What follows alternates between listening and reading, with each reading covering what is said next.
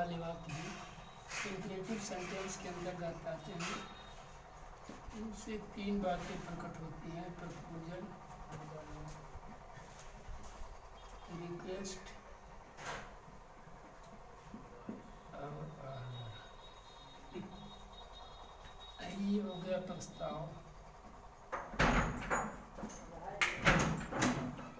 Request means निवेदन, order means आदेश। 3 बातें इससे प्रकट होती हैं। अब क्वेश्चन उठता है कैसे प्रस्ताव मालूम हो, कैसे रिक्वेस्ट मालूम हो, कैसे ऑर्डर मालूम हो। प्रस्ताव का प्रारंभ होता है जब रिपोर्टेड स्पीच बिगिंस लेटस, जैसे कहा गया the players said latus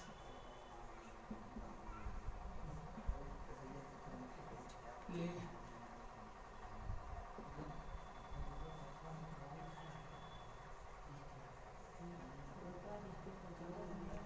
player said let's play cricket today. अब जब रिपोर्टेड स्पीच का प्रारंभ लेटस से होता है तो सेड बदलता है प्रपोज्ड में, और कंजंक्शन लगता है दैट, और लेटस के लिए बी शुड या दे शुड लिखते हैं। 3 चीज़ पर ध्यान देना। First of all said change into proposed, second conjunction that, और third let's change into that be should. अभी देखिए द प्लेयर्स प्रपोज्ड, अब कंजंक्शन, अभी पहला काम हुआ सेट टू बदल गया प्रपोज में, कंजंक्शन जुड़ा दैट, लेटेस्ट का हो जाएगा बी शुड। बी शुड लिखिए तो भी सही, दे शुड लिखिए तो भी सही, क्योंकि यहाँ प्लेयर्स प्लूरल नंबर है और बी और दे दोनों प्लूरल नंबर है। तो we should play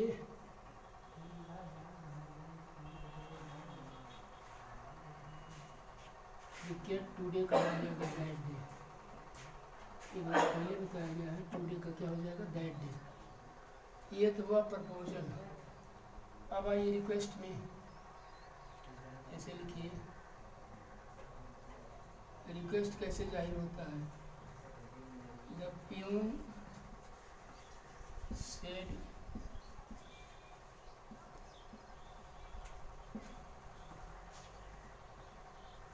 principal let me go home.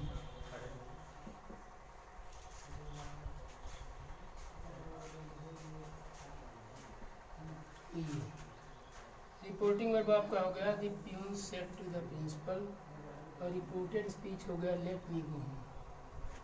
चपरासी कहता है प्रधानाचार्य से कि मुझे घर जाने दो। जाहिर सी बात है principal is greater than peon.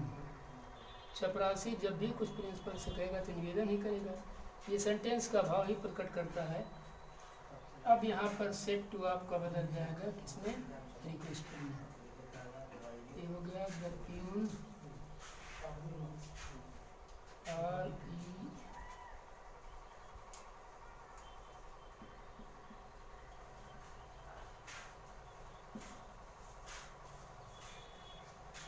अब कंजंक्शन क्या जुड़ा, टू। जब लेटेस्ट रहेगा तो दैट जुड़ेगा, जब रिक्वेस्ट ऑर्डर रहेगा तो टू जुड़ेगा। अभी हो गया the peon requested the principal to let me, किसके लिए आया है, प्यून के लिए। तो हिम लिख सकते हैं, हिम या हर दोनों चल सकता है क्योंकि प्यून कॉमन जेंडर है। चपरासी में लेडीज जेंट दोनों हो सकते हैं। तो लेट हिम गो होम। अब ये पूरा हो गया। चपरासी ने प्रधानाचार्य से निवेदन किया कि उसे घर जाने दो। फर्स्ट ऑफ ऑल ये आपका प्रपोजल, सेकंड रिक्वेस्ट निवेदन, और थर्ड ऑर्डर। देखिए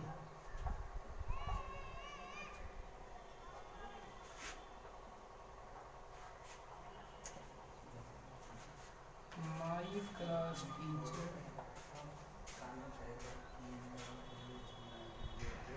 said to hurry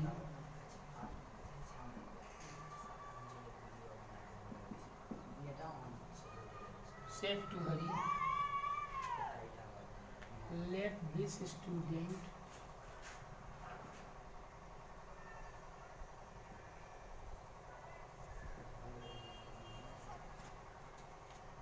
be set free।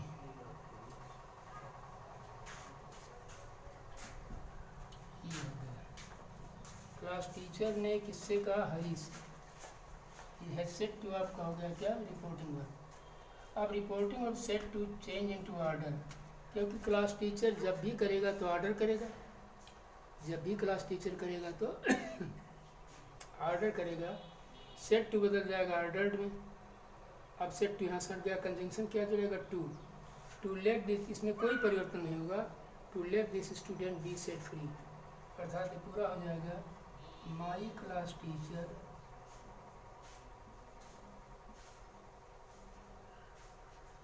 Ordered Hari to late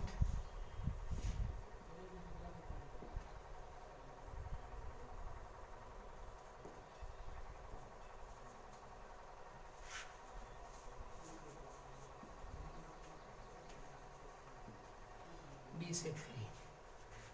ये तीन चीज़ आपने आज पढ़ा कि सेट टू को बदलते हैं प्रपोज में। प्रपोज में कब बदलते हैं? जब रिपोर्टेड स्पीच का प्रारंभ लेटर से होता है। सेट टू को बदलते हैं रिक्वेस्टेड में, जब कोई छोटा अपने बड़े से कह रहा है। सुना गया ना? और ऑर्डर कब बदलते हैं? जब कोई बड़ा अधिकारी छोटे से, या टीचर स्टूडेंट से, टीचर प्यून से, प्रिंसिपल प्यून से कहता है। तो ये तीन बातें ये भी इम्परेटिव सेंटेंस के अंतर्गत आती हैं, प्रपोजल, रिक्वेस्ट और ऑर्डर। इसके बाद आपका आता है देर है वर्क, आप लोग करके दिखाएंगे इम्परेटिव सेंटेंस का ही।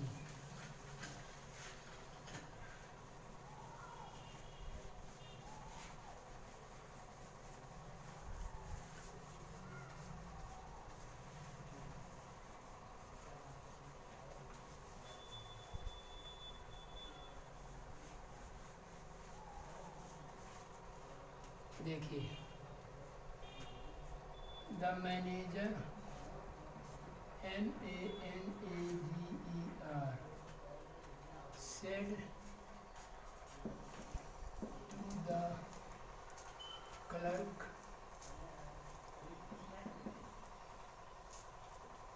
post these letters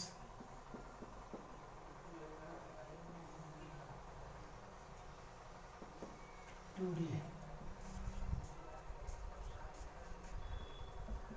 ये हो गया पहला। अब यहाँ पर आप देखिए manager is greater than clerk, तो मैनेजर क्लर्क को क्या करेगा? ऑर्डर करेगा। दूसरा लिखिए, कंजंक्शन टू जोड़ेंगे ही आप। नेक्स्ट है आपका, ये सब काम आपको करना है और करके नेक्स्ट डे अगर आपको समझ मिलता है तो आप दिखा भी सकते हैं।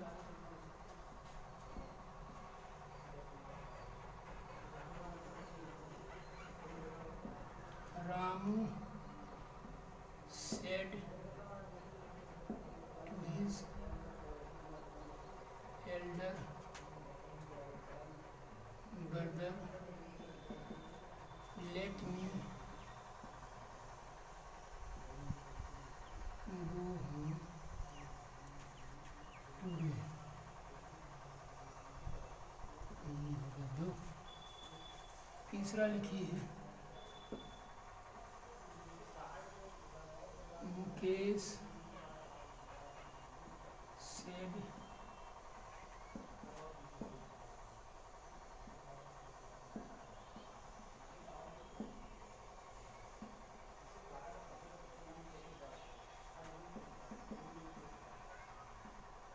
let me go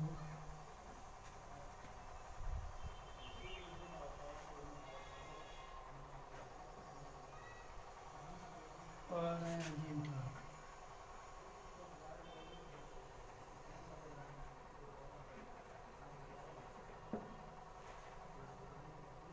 तीन हो गया।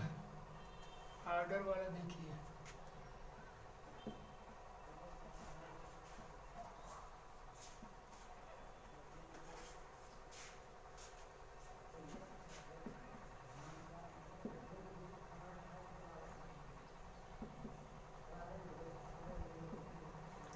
commander said to his assistant,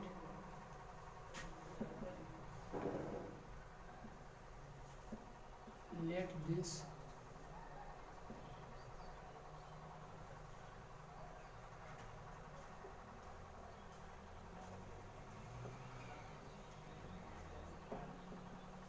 ये 4 आपको करना है। पहला देखिए, the manager said to the clerk post these letters today. दूसरा, Ramu said to his elder brother let me go home today. और तीसरा, Mukesh said to the principal let me go to market for an urgent work. Next है, the commander said to his assistant let this person be set free. एक हम छोड़ दिए latest वाला, latest वाला भी लिखिए, जिसे अभी अभी बताया गया प्रपोज्ड में देते हैं।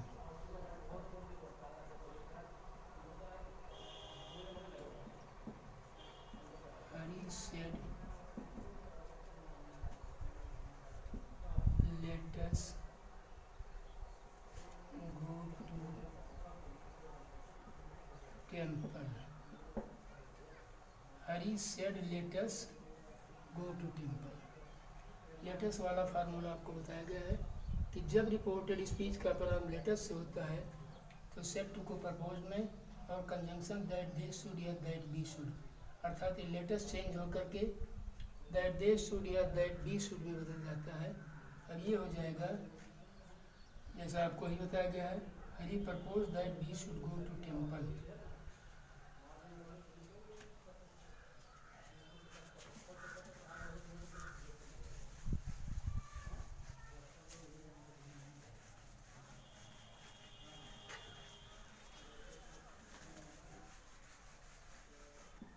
EXCLAMATORY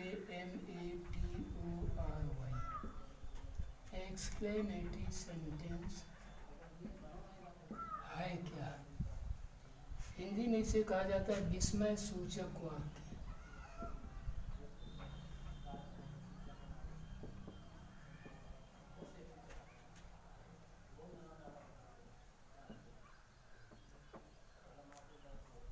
विस्मय सूचक वाक्य ऐसे वाक्य प्रारंभ होते हैं या तो एलास से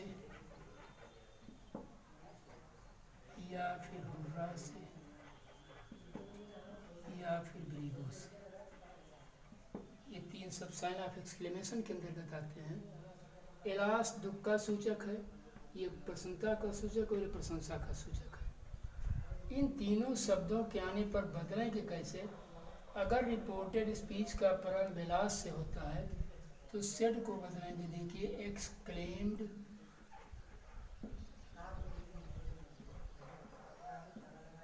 विद सारो। अगर आपका हुर्रा से होता है तो आप बदलेंगे एक्सक्लेम विद जॉय। अगर आपका ब्रेवो से होता है तो आप बदलेंगे exclaim with praise.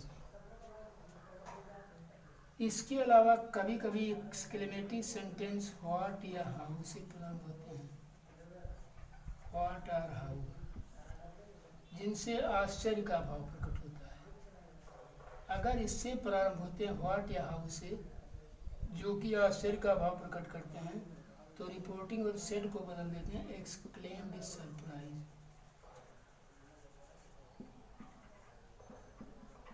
With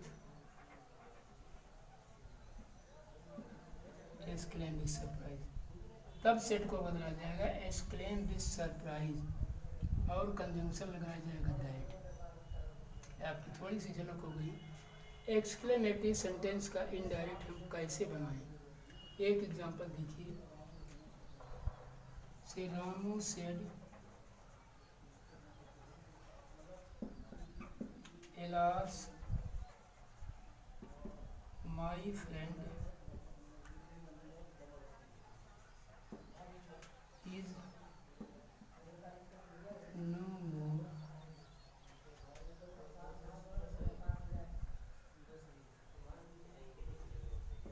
in the world. अब ये ध्यान दीजिए, एलास अभी बताया गया किसका सूचक? दुख का। तो यहाँ पर पहला परिवर्तन आप करेंगे, सेड टू को किस में बदलेंगे? एक्सक्लेम विद सारो में।